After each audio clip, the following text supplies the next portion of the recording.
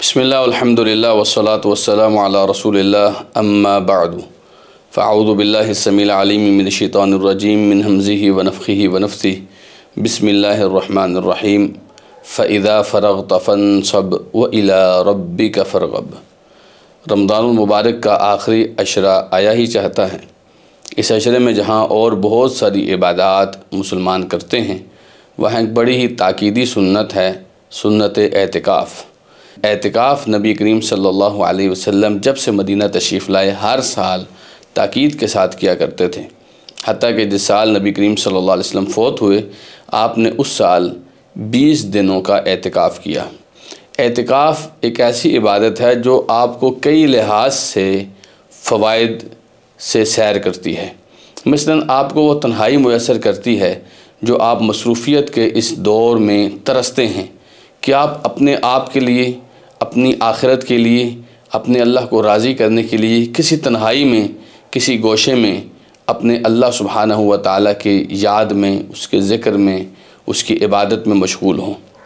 देखिए, नबी करीम सल्लल्लाहु अलैहि वसल्लम ने उस आदमी के बारे में फ़रमाया जो अल्लाह ताला को याद करता है अकेले बैठकर। आपने फरमाया रजुलुन ज़करल्लाह खालियन फ़फ़ादत ऐनाहु। जब आदमी तन्हाई में अपने अल्लाह को याद करता है और अल्लाह की याद में उसकी आँखों से आंसू जारी हो जाते हैं, तो ये आदमी क़यामत के दिन अल्लाह के अर्श का साया पाएगा। ये बड़ा कीमती आदमी है क्योंकि इसको बिल्कुल तन्हाई में अपने अल्लाह जल्ला जलालुहू की शान और अज़मत और उसकी अताएँ और उसका फैज़ान याद आता है, और दूसरी तरफ अपनी तक़सीर, अपनी कमज़ोरियाँ, अपनी गफ़लतें, अपना नकम्मापन याद आता है। तो अल्लाह सुब्हानहू व तआला की इस याद में वो रो पड़ता है, उसकी आँखों से आंसू जारी हो जाता है। यह बड़ा कीमती आदमी है।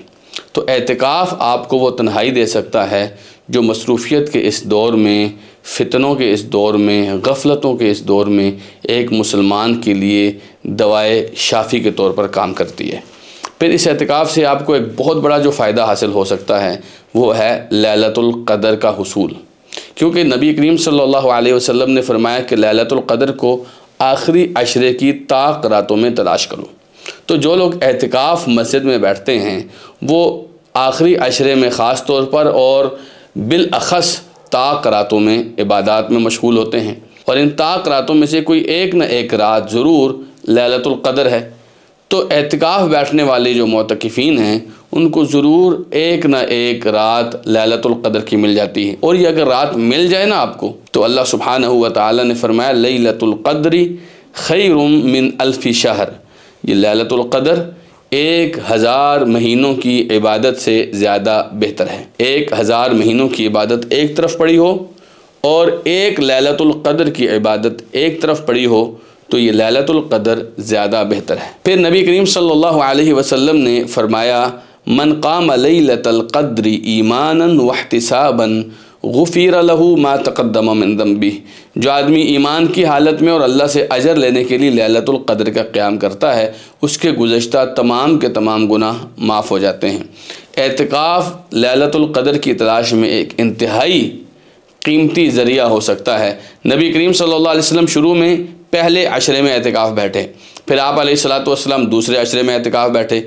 जब दूसरे अशरे की 20वीं तारीख़ हो गई तो अल्लाह के रसूल सल्लल्लाहु अलैहि वसल्लम के सहाबा फरमाते हैं कि हम अपने सामान को समेट रहे थे वापस जाने के लिए कि हमारा अशरा मुकम्मल होने लगा है। तो नबी करीम सल्लल्लाहु अलैहि वसल्लम ने फरमाया कि मुझे दिखाया गया कि लैलतुल क़द्र आखिरी अशरे में है, इसलिए जो एतिकाफ़ बैठा हुआ था वो अपने एतिकाफ़ को अगले अशरे तक मुंतकिल करे। तो सहाबा इकराम अगला अशरा भी नबी अलैहिस्सलाम के साथ एतिकाफ़ बैठे। तो 21वीं रात में ही रसूल अकरम सल्लल्लाहु अलैहि वसल्लम के ख्वाब के मुताबिक लैलतुल क़द्र आ गई। तो बात करने का मकसद ये है कि हमारे प्यारे आका जनाब मुहम्मदुर रसूलुल्लाह सल्लल्लाहु अलैहि वसल्लम इतनी मेहनत किया करते थे आखिरी अशरे में लैलतुल क़द्र की तलाश के लिए। तो लैलतुल क़द्र हकीकत में एक बहुत कीमती मौका है हम निकम्मे लोगों को नेकियां कमाने के लिए। इसी तरह एतिकाफ़ जो आपको और बहुत कुछ दे सकता है, उसमें आपको इबादत की कई अनवा हैं। मसलन आप क़यामुल लैल में मशगूल हो सकते हैं, आप तिलावत में मशगूल हो सकते हैं, आप अल्लाह के ज़िक्र में मशगूल हो सकते हैं। वो सुन्नतें, वो रवातिब, वो नवाफिल जिनसे आम तौर पर हम गाफिल रहते हैं या हमारी मसरूफ़ियात की वजह से हम उनको वक्त नहीं दे पाते, हम उनको भी वक्त दे सकते हैं। फिर बहुत सारी दुआएं, इल्तिजाएं, मनाजात, इस्तिग़फ़ारात और बहुत सारी ऐसी चीज़ें हैं जो हम अपने अल्लाह से कहना चाहते हैं और तन्हाई मुयस्सर ही नहीं आ रही है और मौका मुयस्सर ही नहीं आ रहा है, तो एतिकाफ़ उस मकसद के लिए भी एक मुफीद तरीन इबादत है। यही वजह है कि इमाम ज़ुहरी रहमहुल्लाह ताज्जुब किया करते थे कि मुसलमानों, तुम्हारे नबी तो हर साल एतिकाफ़ बैठते थे, हालांकि अल्लाह के रसूल की सारी ज़िंदगी ही इबादत से लबरेज़ थी, लेकिन आखिरी अशरे में एतिकाफ़ बैठकर अल्लाह के रसूल सल्लल्लाहु अलैहि वसल्लम वो कुछ हासिल करना चाहते थे जो आम दिनों में इस कदर जल्दी, इस कदर थोड़े वक्त में नहीं मिल सकता था। तो अल्लाह के रसूल सल्लल्लाहु अलैहि वसल्लम तो हर साल एतिकाफ़ बैठते हैं और मुसलमान हैं कि उनको मसरूफ़ियात से जान ही नहीं छूटती है।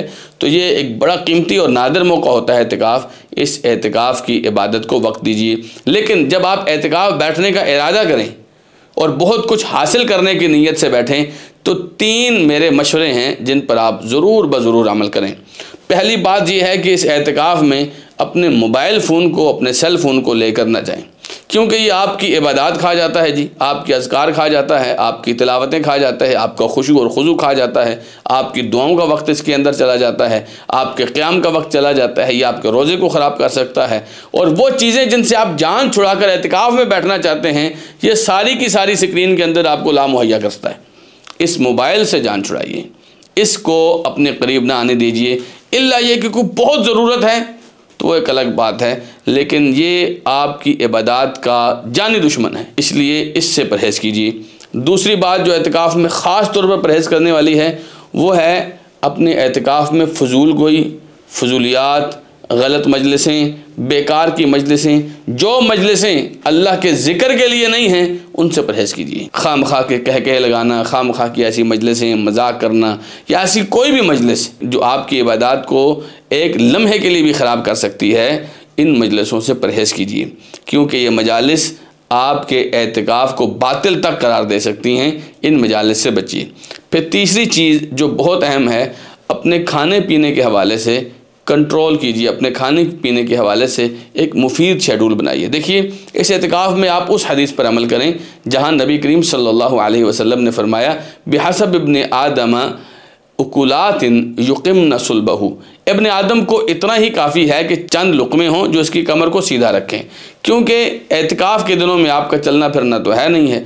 तो जब आप एतिकाफ़ बैठते हैं तो बहुत महदूद अपना खाना रखें ताकि आप इबादत के अंदर ज़्यादा दिल लगा सकें। और फिर ये तजर्बे की बात है, इमाम इब्न क़य्यिम रहमहुल्लाह और बहुत सारे दीगर अइम्मा किराम ने भी बात की है, पेट जितना खाली होगा दिल उतना नरम होगा। तो ये चंद मशवरे हैं एतिकाफ़ के लिए भी, और एतिकाफ़ के अलावा भी आप इन पर अमल करके देखिए, ज़रूर ज़रूर इंशाअल्लाह आपके लिए मुफीद होंगे। अल्लाह सुब्हानहू व तआला मुझे और आपको तौफ़ीक़ दे हम इस आखिरी अशरे को कमा हक़ गुज़ार सकें। जज़ाकुमुल्लाहु खैरा।